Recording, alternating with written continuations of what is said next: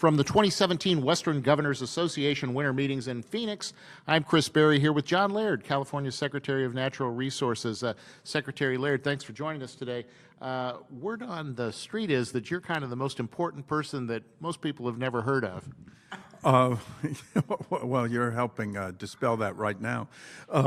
Yeah, I have a $10 billion agency, 19,000 people, 25 departments. I'm really in charge with managing the natural resources in California. And just in the last year, most of the stories you've read about, I have fire and Cal Fire, and we had the Santa Rosa Napa fires. I have water and dams, and we had the Oroville Dam incident.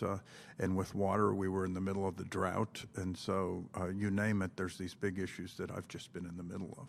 So, you think about the natural resources of California, and of course, anyone who's been to any part of California realizes the beauty that's there, also the challenges that exist when it comes to, the population explosion that's happened over the past 150 years or so in California. What do you, as the Secretary of Natural Resources, I mean, that sounds like a pretty big job to try to keep things natural when so much of society is encroaching on such a beautiful state. Well, it's a huge job, and the real thing is with over 39 million people, any place that is really an easy place to be built on has been built on. And we're expected to go to 50 million people in the next generation, and if we do it right, we do it mostly in the existing urban footprint, and then we are managing the resources outside of that. We have 100 million dead trees left from the drought in California. We have floodplains that are right near where the development has happened. We have whole hosts of issues that really involve mixing all these natural resources with the urban encroachment. So you're here for the Western Governors Association. I have to think that the Western governors, and yourself included, share a lot of the same concerns as it relates to natural resources and kind of the beauty of the West. Tell us a little bit about what you hope to accomplish while you're here in Phoenix. Well, this is a bipartisan organization, and it looks for bipartisan solutions. That's the joy of Western governors. And so we're not the only one with fires. We're not the only one with dead trees in forests. We're not the only ones grappling with endangered species. We have issues that cross completely over, and we're looking to learn from each other. And just with some of the dysfunction that's going on in Washington, try to have some joint policies that reach on both sides of the aisle and get these issues addressed. I have to say also that California being very unique, we have so many issues that are just unique to us or maybe the coast, because there's only a few of the states that have oceans, and we have marine protected areas. We're fighting ocean acidification.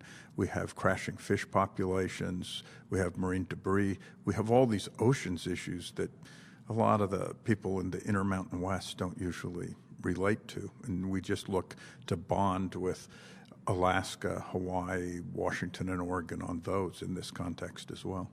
You also have deserts. You also have beautiful national parks like Yosemite. I know those are national parks, but they're certainly surrounded by state land. How do you work with the federal government? You mentioned it earlier a little bit on balancing the relationship that you have with the resources and where their presence is in California. Historically, we've worked really well with the federal government because we jointly fight fires. Because there's millions of acres of national forest land and the millions of acres of California responsibility land. And so having joint operation centers and mutual aid with regard to fires is one big thing. And then we are adjacent to so many parks. On the coast, the national monuments that have been declared are almost uniformly next to a state park. So we've been looking for ways that you jointly manage it. You don't have two police forces, or you don't have two radio systems, or you don't have two garbage pickups. You figure out a way to work together. So we really try to work together, but there's conflict because water always brings conflict, and we jointly operate a water system that delivers water to districts that serve 25 million people and 3 million acres of irrigated agriculture. And it's really difficult when you have different laws and different agencies, and yet you're trying to jointly manage such a precious resource. Water is such, and has been historically, such an important resource for the state of California, and the fact that some of that water actually originates in other states too. So tell us a little bit about that relationship that you have with, the Colorado River, for example, which provides a lot of the drinking water for Southern California. Well, fortunately for me, the Colorado River is adjudicated, and so there are historic agreements. However, with the longstanding drought in the Colorado Basin, the levels in some of the reservoirs have been dropping, and it raises issues of what happens when there's a shortage and how you work together. And we've been trying to cooperate with the other states to just deal with that so that we all can try to share a response in a fair way as that dwindles. And I think that's part of the problem that exists in general. It's true with us as a state. There's more water that is guaranteed rights than there is water.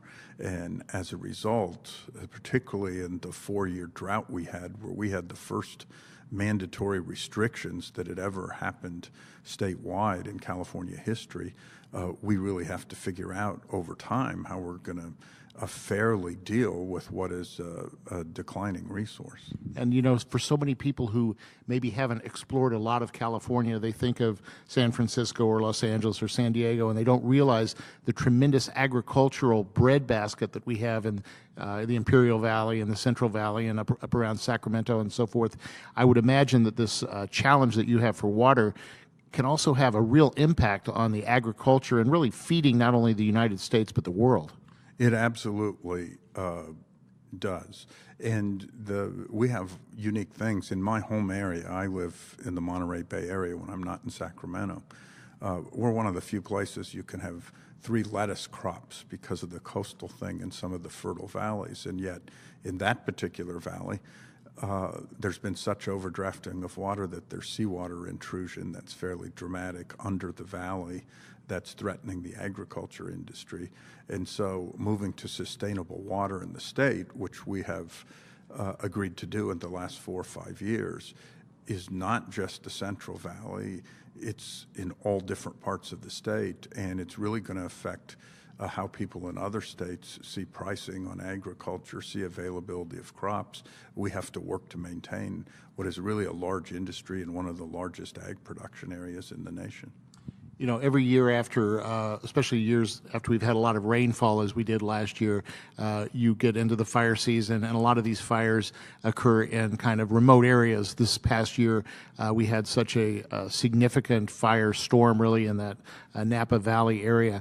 Tell me a little bit about how your department works with the recovery efforts, and then also while the disaster is really unfolding. Well, I have to tell you, because part of that is home area. My grandparents lived in right where the fires were, and I was around there when I grew up a lot.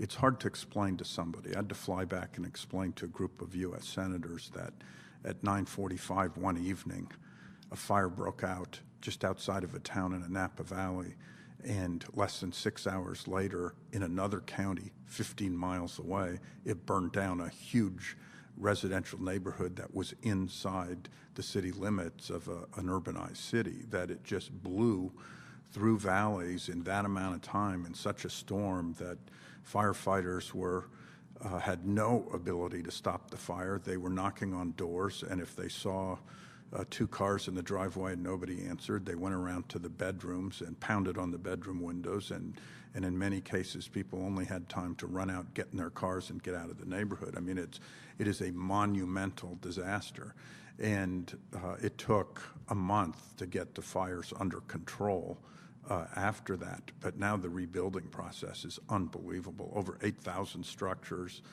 many private residences were burned, and there's the whole issue of permitting, contracting, effective cleanup of those sites while people are still determining the liability of the fire. It's going to be a big issue for years to come. So you think about, the natural resources that we have, some of which are sustainable, some of which, they come back, but so many of which can be depleted and they're never found again. What do you do in California, which again is such a diverse area, to make sure that those natural resources that we have today are still around for generations to come? That is really the question. And if you look at the history of California, Europeans arriving about 200 years ago, that basically extraction for 170 or 175 years was the order of the day. We have 10% right now of the wetlands left in the state that existed when Europeans arrived. There's so many things, species that are gone or really threatened, and we have systematically been working to bring them back. So we have the largest network of marine protected areas, and the first blush is that some of the species that were really depleted are starting to come back.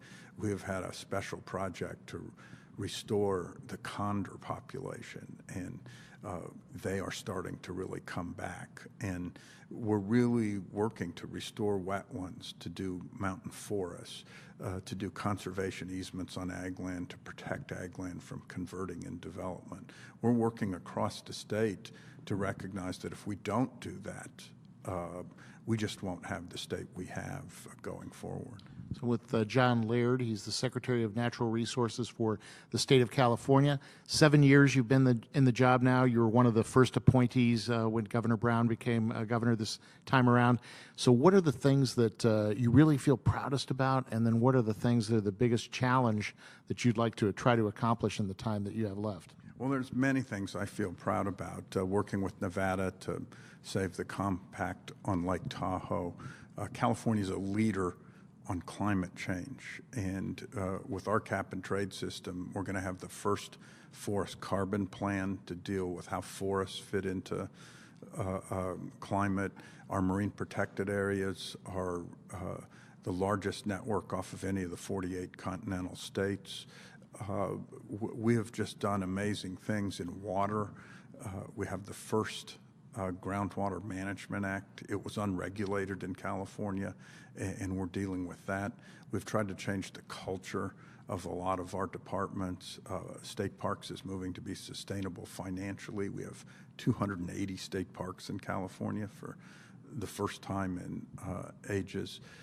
We really have been doing lots and lots of things. There's a long list, but looking forward, if we don't have a sustainable water supply, we're going to have a problem. And we passed a $7 billion bond. We have, as I said, the Sustainable Water Act. We have a water action plan where we're doing an all of the above policy.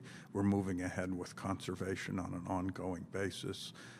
We've really made great strides, but on something like that, people are going to look back on climate or water and say, what were people thinking? And we've made great strides, but those are going to be the challenges going forward. Terrific. So I'm with Secretary of Natural Resources John Laird from the state of California at the Western Governors Association meeting in Phoenix. Thank you, Secretary. Thank you. Pleasure being with you.